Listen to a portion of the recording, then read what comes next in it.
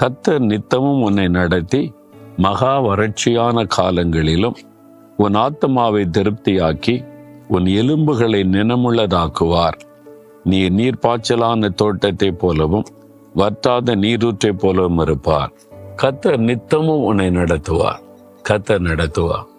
இதுவரை நடத்தினார்ல, இனிமேல நடத்துவார். உன்னுடைய வாழ்க்கையிலே என்னுடைய பிரமிக்கத்தக்க அதிசயமான கிரியைகள் விளங்கும். உன் மூலமாய் அதிசயமான கிரியைகளை நான் நடப்பிப்பேன்.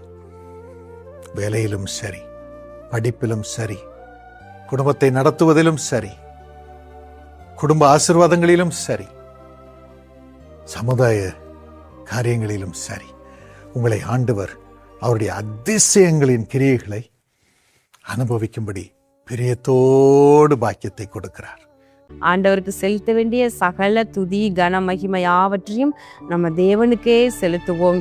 பிரியமானவர்களே, இந்த மாதம் நமக்கு ஆசீர்வாதமான மாதமாக இருப்பதாக, அந்த 7வது மாதம், இந்த வருடத்தினுடைய 7வது மாதத்துல கர்த்தர் உங்களுக்கு தேவையான சகல ஒத்தாசைகளையும் அருளி செய்து சகல நன்மைகளையும் ஒரு குறைவின்றி கொடுத்து நடத்துவாராக.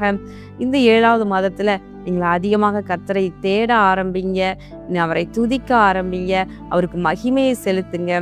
கர்த்தர் பெரிய காரியங்களை உங்கள் வாழ்க்கையில செய்வார். தேவரீர் எங்களை சிறுமைப்படுத்தின நாட்களுக்கும் நாங்கள் துன்பத்தை கண்ட வருஷங்களுக்கும் சரியாய் எங்களை மகிழ்ச்சியாக்கும்.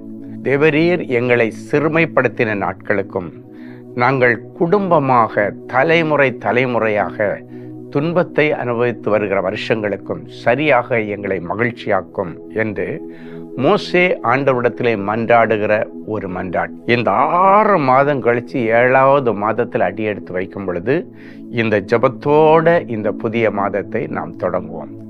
ஆமென். தேவனுடைய செயல் அதிசயமானவைகள்.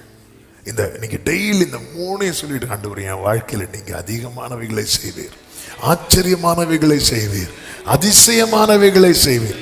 இன்றைக்கு உங்களை சுற்றி நடக்கிற காரியங்கள் அதிர்ச்சி அளிக்கிறதா இருக்கலாம், ஆனால் அது நடுவிலே ஆச்சரியமும் அதிகமும் அதிசயமும் செய்கிற ஒரு கர்த்தர் நமக்கு உண்டு. கைகளை உயர்த்தி ஒரு ஆமென் சொல்லுங்க பார்க்கலாம். இன்றைக்கு இந்த மாதம் கர்த்தர் வாக்கு கொடுக்கிறார். உங்களுடைய இருதயத்திலே, உங்களுடைய உள்ளுக்குள்ளே, உங்க தனிப்பட்ட வாழ்க்கையிலே கர்த்தர் ஒரு அமைதியை கர்த்தர் தரப்போகிறார்.